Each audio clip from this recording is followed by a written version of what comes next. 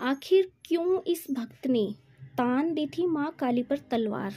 आज हम आपको एक ऐसे भक्त की कथा सुनाने जा रहे हैं जिन्होंने तान दी थी माँ काली पर ही तलवार। नमस्कार दोस्तों, आज फिर से आप लोगों के सामने हाजिर हुए एक और कथा के साथ। तो आपसे एक कथा सुनने से पहले एक छोटी सी रिक्वेस्ट है, वीडियो को एक लाइक जरूर कर दें। अगर आप हमारे चैनल पर नए हैं तो सब्सक्राइब किए बिना बिल्कुल न जाएं, साथ ही बेल आइकन पर क्लिक जरूर से कर दें और कमेंट में जय माता दी, जय काली माँ लिखना बिल्कुल ना भूलें। तो चलिए कथा शुरू करते हैं। रामकृष्ण परमहंस के लिए माँ काली मात्र देवी नहीं बल्कि साक्षात दिखने वाली एक हकीकत थी। रामकृष्ण परमहंस की भक्ति ऐसी थी, माँ काली उनके एक बार पुकारने भर से उन्हें दर्शन देने आती थी।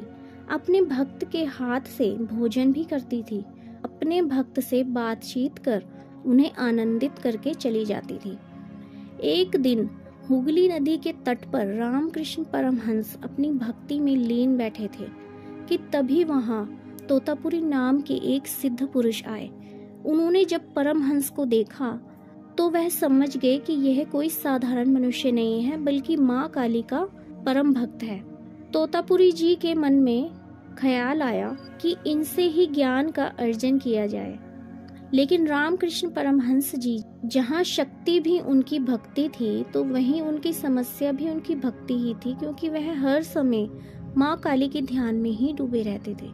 जब तोतापुरी जी से रामकृष्ण परमहंस ने ज्ञान सीखने की बात कही तो वह मान गए और तोतापुरी जी को ज्ञान से जुड़ी बातें बताने लगे। लेकिन जब भी परमहंस ध्यान में बैठते तो ज्ञान देना शुरू करते, तब माँ काली की भक्ति में खो जाते और ज्ञान अधूरा रह जाता। बार बार ऐसा होने पर तोतापुरी जी नाराज हो गए और उन्होंने परमहंस को कठोर शब्द कहते हुए माँ काली के टुकड़े करने का आदेश दे दिया।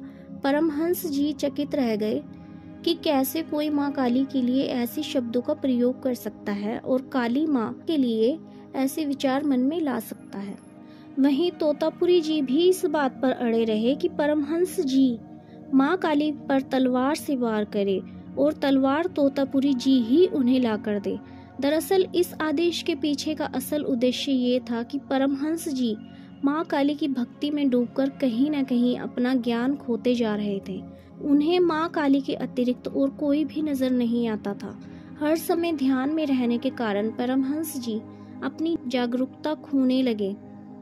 इसी जागरूकता को पुनः परमहंस जी में जगाने के लिए तोतापुरी जी ने ऐसा खेल रचाया। जब अगली बार परमहंस जी ज्ञान देने के लिए तोतापुरी जी के साथ बैठे तब उन्होंने फिर से ध्यान लगाया और उन्हें माँ के दर्शन हुए।